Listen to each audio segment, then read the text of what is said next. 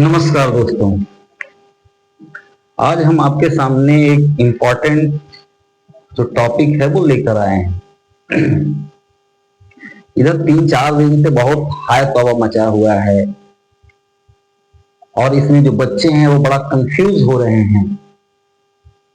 कुछ शिक्षकों के द्वारा बताया जा रहा है कि भाई अब असिस्टेंट प्रोफेसर बनने के लिए नेट और पीएचडी का जरूरत नहीं है। कुछ लोग बता रहे हैं कि नेट और पीएचडी करने का कोई मतलब ही नहीं है। कुछ बता रहे हैं कि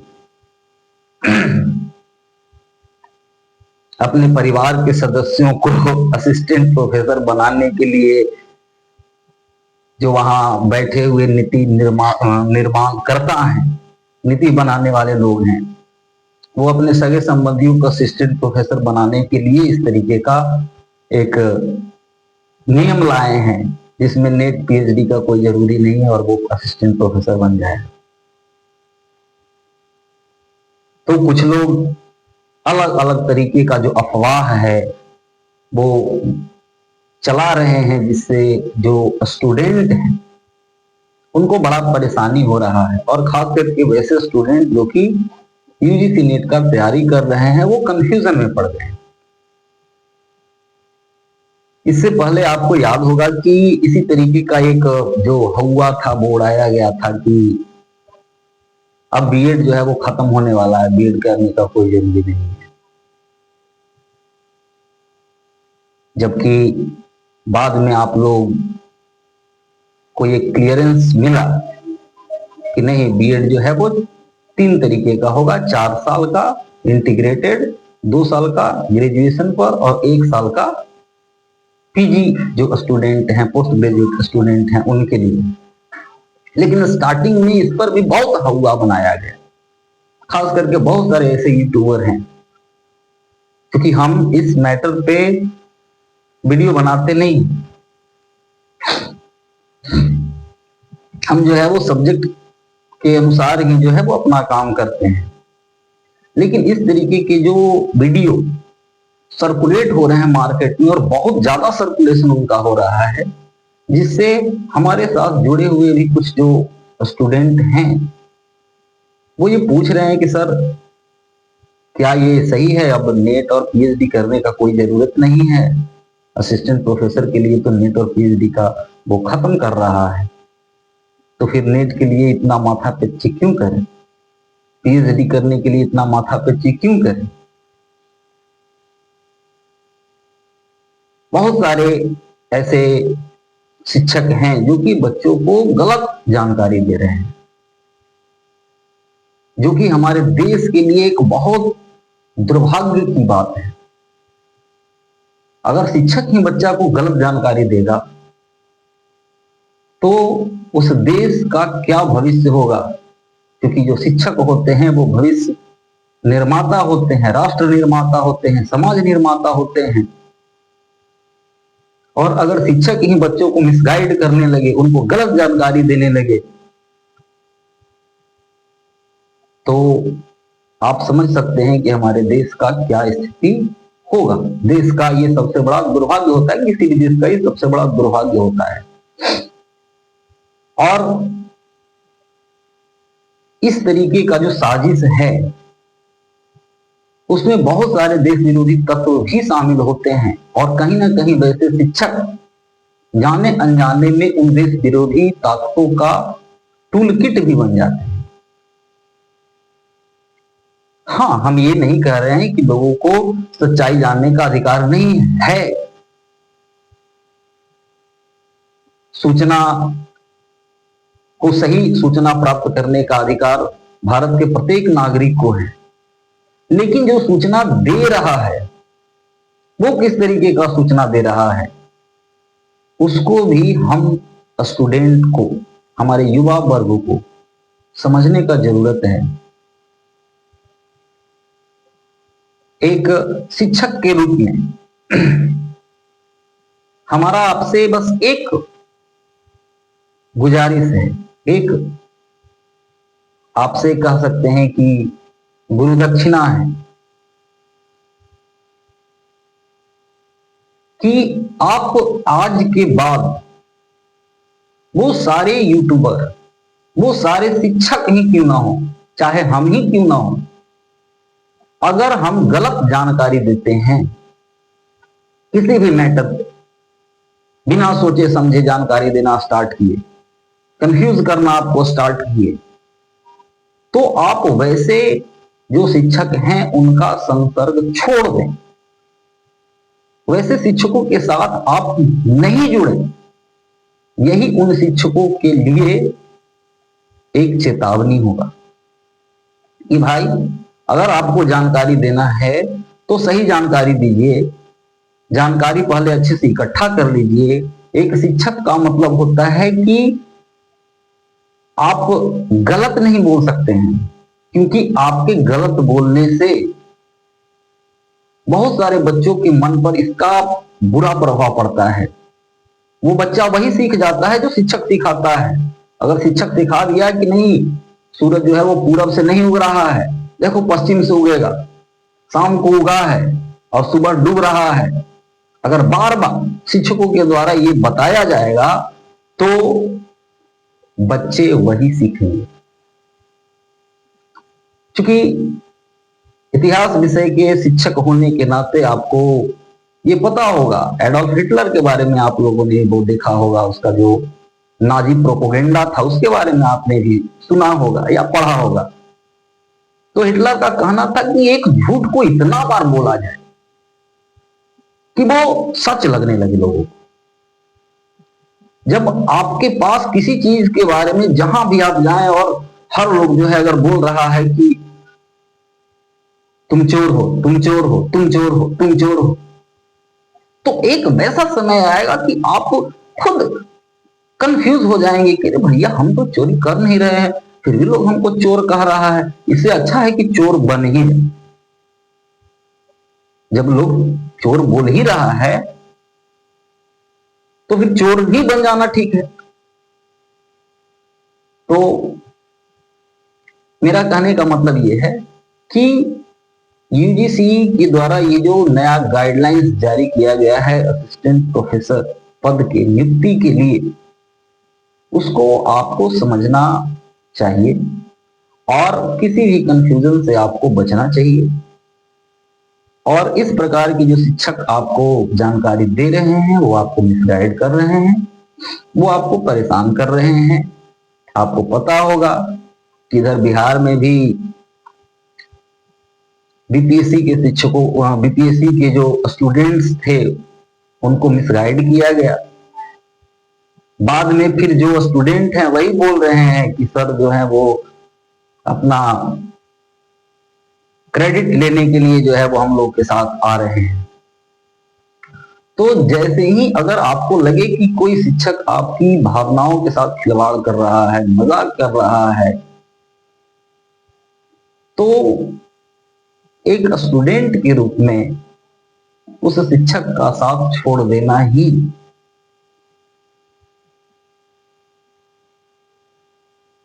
सही है। क्योंकि विभीषण ने कहा था कि भाई अगर भाई दुराचारी हो गया है, भाई सिर्फ अपने बारे में सोच रहा है, जनता के बारे में नहीं सोच रहा है, तो वैसे भाई का परित्याग कर देना ही सही है। इस प्रकार से बाकी आप लोग समझदार हैं। अब हम चलते हैं कि जो यूजीसी का जो नया गाइडलाइन आया है, तो इस प्रकार की कंफ्यूजन के कारण हमने इस पर वो वीडियो बनाने का निश्चय किया और हमने उसको बोर्ड पे पूरा लिख दिया है ताकि उसको हम अच्छे से समझ सके डिटेल में, और हमारे जो भी क्वेरीज हैं वो सारा खत्म हो जाए। अब देखिए, assistant professor vacancy new guidelines bye UGC 2025। अब ये जो गाइडलाइन आया है वो तो बहुत ज्यादा पेज में है, लेकिन उतना हम नहीं चलते हैं, हम जो है वो मेन बिंदु पे चलते हैं और वहां देखते हैं कि ये क्या कह रहा है। तो 4.1.1 में ये बताया गया है कि असिस्टेंट प्रोफेसर एकेडमिक लेवल 10 के पदों पर जो नियुक्ति होगा वो किस प्रकार से होगा। जब भी आप कोई फॉर्म फिलअप करते हैं तो उसमें आपको जो है वो इस तरीके का वो मिलता है कि भाई आपकी जो अहर्ता है उनके बारे में डिटेल रूप में बताया जाता है, आपको समझने की जरूरत है। अब यहां कहता है, देखिए फर्स्ट में कहता है कि अ यूजी डिग्री NCRF लेवल 6 with at least 75% marks, वैसा यूजी डिग्री जो कि NCRF लेवल 6 का हो। अब ये NCRF क्या है? तो ये NCRF जो है वो नेशनल क्रेडिट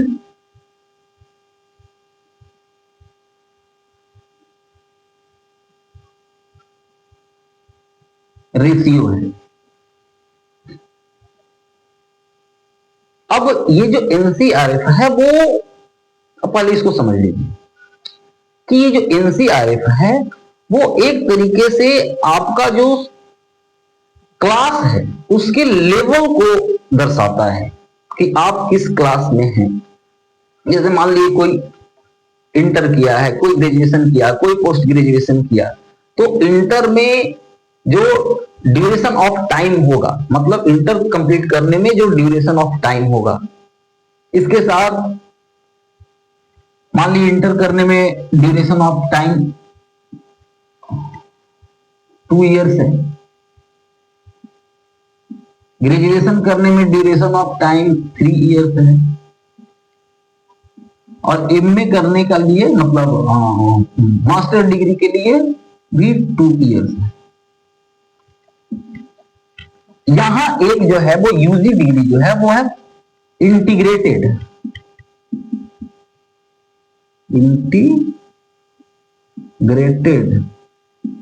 जो कि यूजी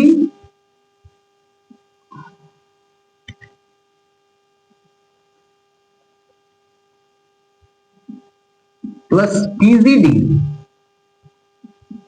ये 4 साल में दे रहा है। वैसे 3 साल और 2 साल 5 साल लग रहा है, लेकिन यहां इंटीग्रेटेड जो है उसमें क्या हो रहा है कि ये 4 साल में ही हो जा रहा है। ठीक है, 1 साल बच जा रहा है। तो वैसे बच्चे जो कि यूजी डिग्री हासिल किए हुए हैं NCRF लेवल 6 के अकॉर्डिंग, उनको कम से कम 75% मार्क्स चाहिए इस यूजी डिग्री में। बात को समझ रहे? और या अगर ये इंटीग्रेटेड वाला नहीं किए हुए हैं तो फिर पीजी डिग्री, यही पीजी डिग्री वो लिए हुए हैं NCRF लेवल 6.5 के अकॉर्डिंग। ये 2 साल का जो है वो 6.5, ये इंटीग्रेटेड जो है इसको 6 पॉइंट दिया है। ठीक है, विथ एटलीस्ट 55% मार्क्स, और उसमें उनको 55% मार्क्स मिला हो, मतलब या तो वो इंटीग्रेटेड कोर्स वाले हों, मतलब 4 साल में अपना यूजी और पीजी कंप्लीट किए हों, या 2 साल का अगर वो पीजी कंप्लीट किए हों तो वो, लेकिन 4 साल का जो यूजी और पीजी कंप्लीट किए हों उन्होंने उनको 75% मार्क्स कम से कम होना चाहिए। और ये जो 2 साल वाला जो पीजी डिग्री है उसमें उनको कम से कम 55% मार्क्स होना चाहिए। और एन इक्विवेलेंट ग्रेड, मतलब कि बहुत सारे जगहों पे कॉलेजेस में ग्रेड दिए जाते हैं। जैसे आप बहुत सारे कॉलेज देखेंगे जहां पे ग्रेड दिया जाता है, तो ग्रेड जो है वो इस मार्क्स के अकॉर्डिंग हो तो वो ये लोग and uh PhD degree NCRF level 8, या वो यहां एंड है मतलब और, and uh PhD degree NCRF level 8, मतलब लेवल 8 जो एनसीआरएफ है उसका लेवल 8 के अकॉर्डिंग पीएचडी डिग्री होना चाहिए। अब ये जो थोड़ा सा समझिएगा कि एनसीआरएफ जो है वो एक तरीके से आपके जो क्लास हैं उनके वैल्यू को दिखाने का काम करता है। जैसे मान लीजिए एपीआई स्कोर के आधार पे असिस्टेंट प्रोफेसर का वैकेंसी बहुत जगह चल रहा था, हमारे बिहार में भी चल रहा था, तो उसके लिए भाई निश्चित था कि जो पीएचडी किए हुए हैं उसको 30 मार्क्स मिलेगा, जो नेट प्लस जेआरएफ है उसको 15 मार्क्स मिलेगा, जो सिर्फ नेट है उसको 7.5 मतलब 7.5 मार्क्स मिलेगा, कोई रिसर्च पेपर किया है उसके लिए मिलेगा, कुछ एक्सपीरियंस है उसके लिए 10 रिसर्च पेपर तैयार किया है 5 गो तो 10 नंबर मिलेगा, जिसमें बहुत गड़बड़ घोटाला भी चल रहा है, अभी आपके पास न्यूज होगा भी। तो यहाँ जो कि अब एपीआई स्कोर भी वो खत्म कर दिया है, ठीक है कि भाई अब जो भी एग्जाम होगा, जैसे हरियाणा में असिस्टेंट प्रोफेसर का एग्जाम होता है, अभी राजस्थान में आया हुआ है कि भाई, या यूपी में है कि भाई अब जो है वो एग्जाम होगा और एग्जाम के आधार पे ही आपका सिलेक्शन होगा। ये जो है वो सिर्फ आपका क्राइटेरिया है फॉर्म फिलअप करने का। तो कहने का मतलब ये है कि जो जितने भी जो बच्चे हैं जो कि 4 ईयर इंटीग्रेटेड करके यूजी पीजी किए हैं या 2 साल का वो पीजी किए हैं, तो जो 4 इयर्स का जो यूजी है उसमें 75% उनको मार्क्स चाहिए। जो पीजी डिग्री होल्डर हैं उनको 55% मार्क्स चाहिए, जो कि अभी भी नेट के लिए जरूरी है। नेट के लिए वो पीजी में 55% मार्क्स जो है उसको होना जरूरी है। तो ये तो बस पीछे वाला जो चीज था उसको वो रिवाइव ही किया गया है, इसमें कोई नया नहीं है। हाँ नया है, उसको हम अंतिम में देखेंगे, मतलब अभी चलते हैं तब देखेंगे। या फिर अगर वो बंदा पीएचडी डिग्री होल्डर हो तो वो असिस्टेंट प्रोफेसर के पद के लिए एलिजिबल है। अब इसमें हमको ये समझ में नहीं आ रहा है कि इसमें कंफ्यूजन कहां है। ये तो पहले से लागू है, पहले से ही चल रहा है कि भाई या तो आप नेट क्वालिफाइड होने चाहिए या आप पीएचडी डिग्री होल्डर होने चाहिए। ये तो पहले से चल रहा है। अब यहां पे ये जो किया है कि पीएचडी डिग्री, तो बच्चे कह रहे हैं कि भाई तो फिर नेट, मतलब जो टीचर है बता रहे हैं कि नेट करने का कोई जरूरी नहीं, पीएचडी कर लेंगे। पीएचडी कैसे कर लेगा? अब जो सरकार है, जो यूजीसी है, जब वो गाइडलाइन निकाला है 3 तरीके का कि भाई एक नेट जेआरएफ का कैटेगरी होगा, दूसरा सिर्फ नेट का कैटेगरी होगा और तीसरा पीएचडी ओनली का कैटेगरी होगा, और उसके आधार पे ही जो बच्चे हैं वो पीएचडी में एडमिशन लेंगे। हाँ, इसमें सुधार करने की जरूरत है कि जो भी कॉलेज मनमानी कर रहे हैं, यूनिवर्सिटी मनमानी कर रहा है कि अपने आधार पे वो अपने तरीके से जो है वो एंट्रेंस टेस्ट ले रहा है, तो यूजीसी को उस पर लगाम लगाना चाहिए कि भाई एक बार जो बच्चा एग्जाम दे दिया, मेहनत किया, और एक बार जब वो एग्जाम दे दिया और पीएचडी के लिए अगर वो एलिजिबल है करने के लिए, तो आप उसको डायरेक्ट इंटरव्यू के आधार पर उसको दाखिला दीजिए। इसको मैंडेटरी करना जो है वो जरूरी है। बाकी इसमें कहीं कोई कंफ्यूजन, कहीं कोई दिक्कत नहीं है, सेम टू सेम वही चीज है। अब यहाँ जो नया बच्चा पीएचडी करेगा, और बहुत सारी जगहों पे इसको लागू किया भी गया है और धीरे धीरे उसको लागू किया भी जा रहा है। तो भैया हमको ये बताओ कि जब तुम पीएचडी, जब नेट का एग्जाम दोगे नहीं, पीएचडी ओनली में तुम्हारा जो लिस्ट है उसमें आप सेलेक्ट नहीं होगे, तो फिर पीएचडी कहां से कर लोगे? जब सरकार ये गाइडलाइन बना रहा है कि भाई अब नेट के माध्यम से ही पीएचडी में एडमिशन होगा, तो फिर तुम कहां से कर लोगे? ये वैसे बच्चों के लिए है जो कि पीएचडी किए हुए हैं 2018 के रेगुलेशन के अकॉर्डिंग, उसके पहले। तो भाई अब वैसे बच्चे हैं, बहुत उनका एज हो गया है, तो उनको जो है वो इस तरीके का वो थोड़ा रियायत दिया जा रहा है। यहां तक कि अब तो ये भी है कि हमारा एक दोस्त है, उनके जीजा जी पीएचडी के आधार पे कॉलेज में एज असिस्टेंट प्रोफेसर वर्क कर रहे थे। उनको बोला गया कि भाई आप जो है नेट क्वालिफाई करिए, उनके लिए उनको टाइम दिया गया। जो लोग नेट क्वालिफाई किए उनको रखा गया, मतलब कॉन्ट्रैक्ट बेसिस पे थे, तो उनको रखा गया, और बाकी जो नेट क्वालिफाई नहीं किए उनको हटा दिया गया कि पहले आप नेट क्वालिफाई करके आइए। तो इसमें कोई कंफ्यूजन नहीं है, बस एक हौवा बनाया जा रहा है ताकि जो बच्चे हैं वो भ्रम में पड़ गए, और भ्रम में पड़ के बच्चे जो है वो अनाप शनाप करने लगे। और इसके साथ बहुत सारे ऐसे बच्चे हैं जो बेचारे तैयारी कर रहे हैं, उनका हौसला टूट जाए और वो अच्छे से तैयारी नहीं कर पाए। फिर बाद में जब महीना 2 महीना बाद क्लियरेंस आए तो फिर वो बच्चा हमारे पास दौड़ा हुआ है। और तब तक बच्चा का भी एक प्रॉब्लम है कि वो बच्चे, हम भी बच्चे हैं, हम भी उसमें शामिल हैं, कि हम किसी भी चीजों को बहुत जल्दी भूल जाते हैं कि ये अरे ये यूट्यूब चैनल वाला तो हमको ये बताया था।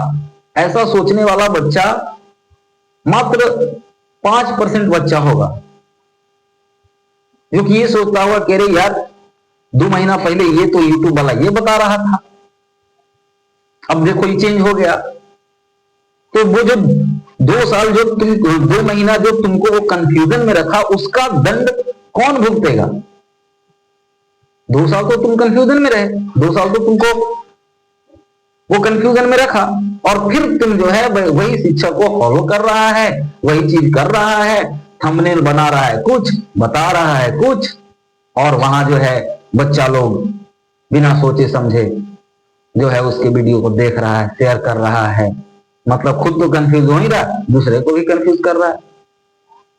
हो सकता है इससे किसी को, कोई जो बच्चा होगा उसको खराब भी लग रहा होगा, लेकिन हमारे ऊपर इसका कोई असर पड़ता होता नहीं है। बात जो है वो बताएंगे, जो सही बात होगा वो बताएंगे, चाहे तुमको अच्छा लगे या नहीं अच्छा लगे। अगर शिक्षक बच्चा के अकॉर्डिंग चलने लगे तब तो हो गया पढ़ाई और मिल गया एजुकेशन, तब तो हर बच्चा चाहेगा कि भाई शिक्षक को जो कह रहे हैं करें। और अब यही हो रहा है जो कि हमारे देश के लिए एक दुर्भाग्य है। इसमें सुधार करना नितांत आवश्यक है। बच्चों में शिक्षकों के प्रति सम्मान घट रहा है। क्यों घट रहा है? आज शिक्षक बोलता है कि मस्करवा बोलता है, क्यों नहीं बोलेगा भाई? तुम्हारा बिहेव उसी तरीके का है। वो एक दिल से जो रिस्पेक्ट होता है, वो रिस्पेक्ट तो धीरे धीरे खत्म हो रहा है। हम लोग के समय में जो शिक्षक थे आज भी मिलते हैं, उनका पैर छू के प्रणाम करते हैं, लेकिन आज जो बच्चा है वो शिक्षक को देखेगा, नजर इधर टेढ़ा करके चल देगा, इतने की मिल जाए प्रणाम करके है पढ़। तो ये संस्कार दे रहे हैं बच्चों को। खैर, तो ये जो फर्स्ट ये जो एलिजिबिलिटी था, शायद वो अब आपको क्लियर हो गया होगा। आपको कोई कंफ्यूजन नहीं लेना है भैया। जो यूजी डिग्री किए हुए हैं लेवल 6 के अकॉर्डिंग, और जिसको 75% मिला है, मार्क्स वो लाया है, या कोई अगर पीजी डिग्री धारक है और उसको 55% मार्क्स आया है, या उसके इक्विवेलेंट उसको कोई ग्रेड मिला है, या पीएचडी डिग्री वाले जो लोग हैं वो असिस्टेंट प्रोफेसर पद के लिए एलिजिबल हैं। यहां जो एनसीआरएफ है, नेशनल क्रेडिट इंडेक्स रेशियो या इंडेक्स जो भी कहिए, तो यहां जो है वो एक क्लास के अकॉर्डिंग, मतलब एक बच्चा पूरे साल में कितना वर्किंग आवर वहां काम किया है, वो जो कोर्स कर रहा है उसका क्या रिलेबिलिटी है, क्या वैलिडिटी है, उसके आधार पर ये जो लेवल है वो तय किए गए हैं। और यही जो है उसको यहाँ लिखा है एनसीआरएफ लेवल के अकॉर्डिंग, ये न्यू एजुकेशन पॉलिसी के अकॉर्डिंग है। तो अब जो है वो किसी बच्चा को ये कंफ्यूज होने का जरूरत नहीं है कि हाँ भैया नेट और पीएचडी वाले प्रोफेसर नहीं बनेंगे, उनको नेट और पीएचडी करने का कोई जरूरत नहीं है। बिना नेट और पीएचडी का आप प्रोफेसर नहीं बनेंगे। नेट तो आपको करना ही होगा। जब नेट करके आप असिस्टेंट प्रोफेसर बनेंगे तो उसके लिए आप असिस्टेंट से एसोसिएट बनने के लिए आपको पीएचडी डिग्री होल्डर होना चाहिए। अगर आप पीएचडी के आधार पे हुए हैं तो बाद में फिर आपको नेट क्वालिफाई करना है। अब आपका ये कंफ्यूजन क्लियर हुआ होगा। या फिर आते हैं दूसरी तरफ। या कहता है कि पीजी डिग्री एनसीआरएफ लेवल 6.5, यही जो पीजी डिग्री है NCRF level 6.5 with at least 55% marks और एन इक्विवेलेंट ग्रेड, वही and qualification in the national eligibility test NET conducted by the UGC, CSIR, ICAR, ETC or a similar at least like flat set।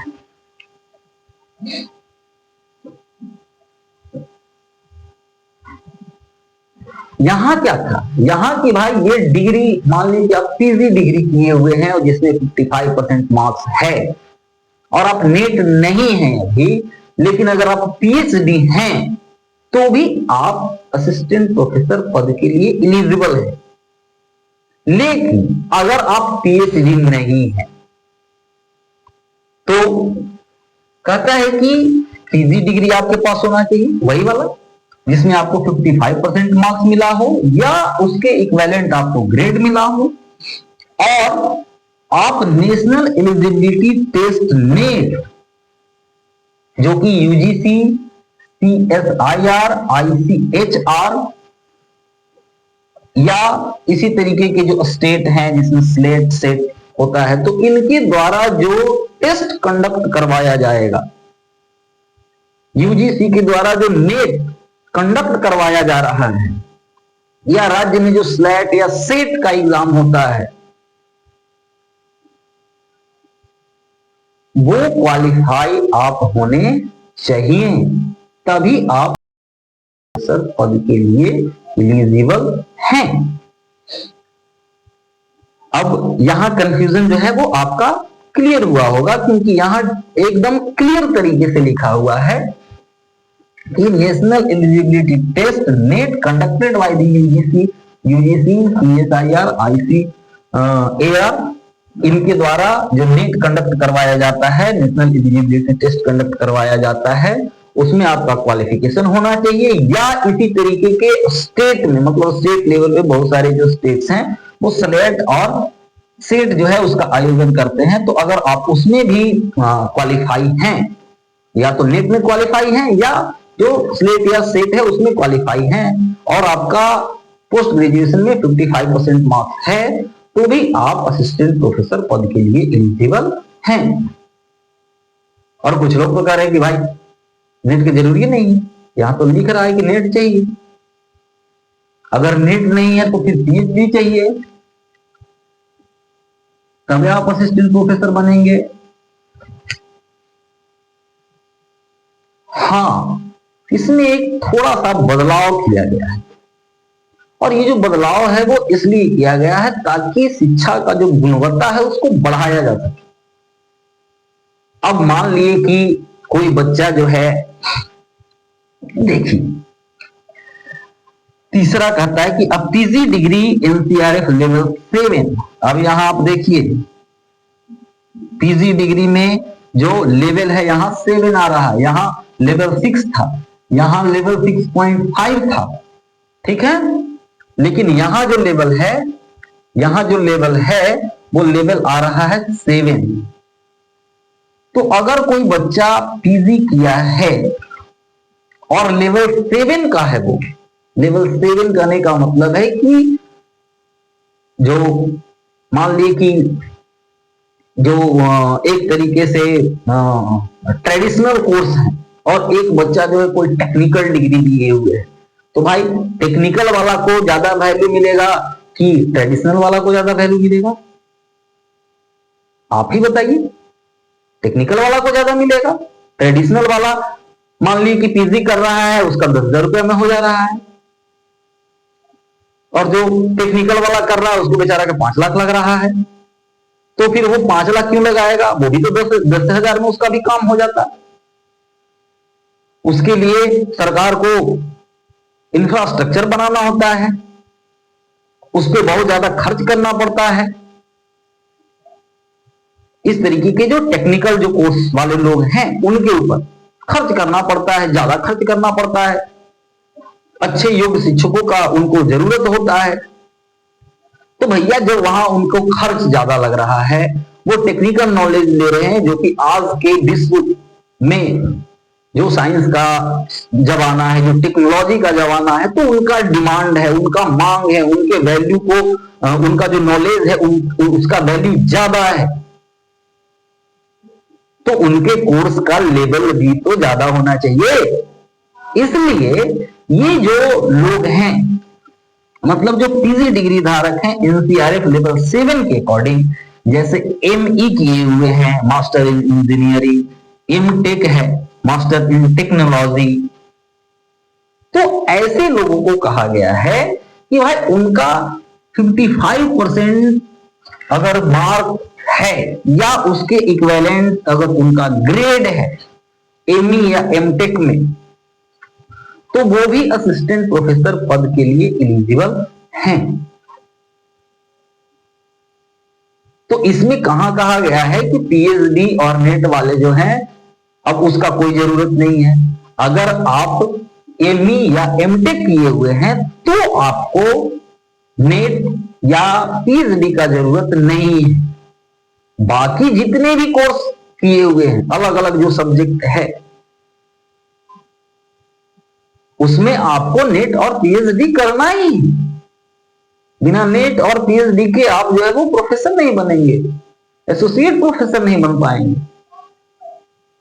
लेकिन यहां क्या किया जा रहा है कि बस ये वाला जो पॉइंट है इसको पकड़ के घुमाया जा रहा है बच्चा को, ऊपर वाला जो चीज है वो बताया ही नहीं जा रहा है। अब बच्चा कंफ्यूज हो रहा है कि भाई तो फिर नेट का तैयारी क्यों करे? अरे नेट का तैयारी करना है तुमको, क्योंकि ये जो एमई और एमटेक वाले लोग हैं, इनका जो सब्जेक्ट है वो नेट का जो सब्जेक्ट लिस्ट है उसमें क्या होता है कि इसमें भी इनके अलग अलग ब्रांच होते हैं। तो उसमें क्या होता है कि ये जो कुछ अलग ब्रांच से करते हैं जो कि सब्जेक्ट के लिस्ट में नहीं है, तो जो ऐसे बेचारे जो बंदे हैं, जो लोग हैं, स्टूडेंट हैं, मेधावी हैं, प्रतिभाशाली हैं, लेकिन उनको मौका नहीं मिल पाता है इस फील्ड में आने का। इसलिए जो योग्यता है उसको इस फील्ड में लाने के लिए, जो टीचिंग फील्ड है उस फील्ड में उस योग्यता को खींचने के लिए सरकार के द्वारा ये प्रावधान किया गया है। क्योंकि शिक्षाहीन समाज या राष्ट्र का धूरी है, इसलिए जितने भी जो टैलेंटेड लोग हैं, जो कि एमई किए हुए हैं, एमटेक किए हुए हैं, वो भी जो ये एजुकेशन सिस्टम है, विश्वविद्यालय अनुदान आयोग के द्वारा कंडक्ट किए जा रहे ये जो एग्जाम है या असिस्टेंट प्रोफेसर का जो वैकेंसी है, नौकरी है, वहां अप्लाई कर सके और भारत का जो शिक्षा व्यवस्था है उसके भविष्य को सुधारने में वो अपना योगदान दे सके। तो ऐसा समझ में आया होगा आपको, ये सही से आपको समझ में आया होगा, ऐसा हमारा अनुमान है। फिर भी अगर किसी बच्चे को कोई कंफ्यूजन हो तो वो कमेंट बॉक्स में अपना क्वेश्चन डाल सकता है और हम कोशिश करेंगे कि उसके जो सवाल हैं उसका सही उत्तर देकर उसको संतुष्ट किया जाए। संतुष्ट का मतलब ये नहीं कि झूठ मूठ बोल कर संतुष्ट किया जाए। अगर हमको नहीं आता है तो हम बोल रहे हैं कि भैया हमको नहीं आता है, अभी हमको पता नहीं है, अभी और थोड़ा समय आने दो, तो सारा चीज जब क्लियर होगा तब हम आपको बताएंगे। तो इस प्रकार से हमने देखा कि भाई ये जो एक हवा मार्केट में बना हुआ था वो झूठ मूठ का है, उसमें कोई दम नहीं है, ठीक है। और यहाँ भाई एमई और एमटेक वाले बच्चे को जब मौका मिल रहा है कि वो भी असिस्टेंट प्रोफेसर बने, तो उसमें आपको परेशानी क्यों हो रहा है? हम मान लीजिए कि हिस्ट्री से नेट क्वालिफाई हैं, हिस्ट्री में हमको असिस्टेंट प्रोफेसर बनना है, कोई ज्योग्राफी से उसको असिस्टेंट प्रोफेसर बनना है, तो फिर उसको क्या दिक्कत है कि कोई एमई और एमटेक वाला आकर उसका सीट कहां से खाएगा? क्योंकि ये भी हवा उड़ रहा है कि अब यूजीसी जो है वो एक तरीके का एक गाइडलाइंस बना रहा है कि बच्चा जिस भी सब्जेक्ट में चाहे वो नेट का एग्जाम दे सकता है। हाँ, पहले ये नियम था कि यूजी और पीजी में वही सब्जेक्ट होने चाहिए जो कि आपके नेट में सब्जेक्ट है, लेकिन अब उसमें कुछ चेंज नहीं किया, बदलाव किया है। तो उसमें प्रॉब्लम क्या है, क्या दिक्कत है? अगर मान लिए कि हम बहुत दिन से इतिहास पढ़ रहे हैं, पढ़ा रहे हैं और हमारा नेट क्वालिफाई हम हो ही नहीं रहे हैं, और कोई एमई वाला बंदा जो है आया 6 महीना मेहनत करके और वो हिस्ट्री से नेट क्वालिफाई कर गया, तो पहले उसको नौकरी मिलना चाहिए, पहले उसको प्राथमिकता मिलना चाहिए। हमको क्यों मिलेगा? हम ठीक है ग्रेजुएशन किए, पोस्ट ग्रेजुएशन किए, सब कुछ किए, इतना दिन पढ़े, लेकिन उस पढ़ने का क्या फायदा जब कोई बंदा 6 महीना में आकर वो हमारा सब्जेक्ट लेके और हमको हरा दे रहा है और वो आगे निकल जा रहा है। तो एक्चुअल में रियलिटी है कि उसको मिलना चाहिए, वो इसका हकदार है, और जो जिस पद का हकदार है उसको उसका हक मिलना चाहिए। यही तो लोकतंत्र है। लेकिन जो लोग हैं वो हवा बना रहे हैं कि अरे कोई आ जाएगा, मैथ वाला जो है घुस जाएगा इतिहास में, इतिहास वाला चला जाएगा संस्कृत में, संस्कृत वाला चला जाएगा हिंदी में। अरे क्या खिचड़ी पका के रखे हो, जो बच्चा है उसको कंफ्यूज करके रखे हो। हम ये जो 2-3 दिन से देख रहे थे वो बहुत गुस्सा आ रहा था कि क्या सिस्टम है। सरकार को भी चाहिए कि इस तरीके के जो लोग हैं जो कि गलत अफवाह फैलाते हैं उनके ऊपर कुछ कार्रवाई करे, 1 साल के लिए जेल में डालो। अरे नहीं बुझाता है तो क्यों बनाता है वीडियो? जब तक तुमको पता नहीं है पूरा चीज तो क्यों लोगों को वो भ्रम में डाल रहा है? अभी बांग्लादेश में क्या हुआ, यही जनता जो स्टूडेंट है उसको भ्रम में डाल के और वहां गृह युद्ध जो है वो स्टार्ट करवा दिया गया। तो इस तरीके से जो लोग हैं या इस तरीके के जो शिक्षक हैं, शिक्षक राष्ट्र निर्माता होते हैं, राष्ट्र के वो धुरी होते हैं, उनको चाहिए कि भाई राष्ट्र हित में हम निर्णय लें, राष्ट्र हित में बच्चों को समझाएं। हाँ, अगर बच्चों के साथ कहीं कोई अन्याय किया जा रहा है, अत्याचार किया जा रहा है, उनके साथ नाइंसाफी किया जा रहा है, तो हम उसको जागरूक कर सकते हैं। अरे भाई, आप मान लिए हम टीचर हैं, हम बहुत फॉलोवर्स है हमारा, खूब पैसा हम कमा रहे हैं, तो भैया आप एक वो आरटीआई डालो ना, लोकतंत्र है, डालो आरटीआई। और आरटीआई में आपको क्या जवाब मिला वो बच्चों को बता कि देखो बाबू, हम ये आरटीआई डाले थे इस क्वेश्चन पे और उसका ये जवाब मिला है। लेकिन यहां वो तो करना नहीं है, बस एक पेपर का कटिंग उठाना है और उसका जो व्याख्या है वो अपने तरीके से कर देना है। जैसे औरंगजेब का इतिहास तो वो आप सब लोग जानते हैं। तो एक यदुनाथ सरकार है, उन्होंने औरंगजेब का जब वो इतिहास लिखा तो उन्होंने औरंगजेब को एक खलनायक के रूप में पेश किया,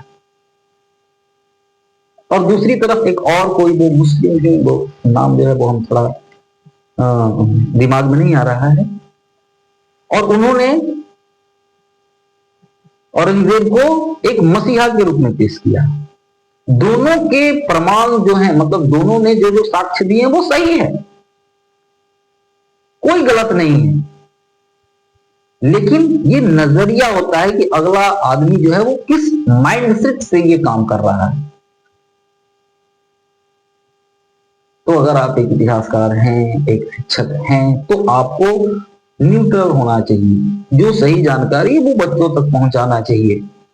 चाहे आप एक शिक्षक होने के नाते आपके ऊपर जो है वो एक रिस्पॉन्सिबिलिटी होता है कि अगर आपको नहीं आता है तो आप शांत रहें, चुप रहें, लेकिन अगर आप कुछ भी बताते हैं बच्चों को तो वो आप सही बताएं, क्योंकि इससे जो बच्चे हैं उनके भविष्य पर इसका असर पड़ता है, उनका माइंडसेट पर इसका असर पड़ता है और बच्चे गलत दिशा में डाइवर्ट हो जाते हैं। बाकी तो आप लोग समझदार हैं। अगर किसी को कोई कंफ्यूजन है वो तो कमेंट बॉक्स में अपना कंफ्यूजन डाल सकता है। तो फिर मिलते हैं हम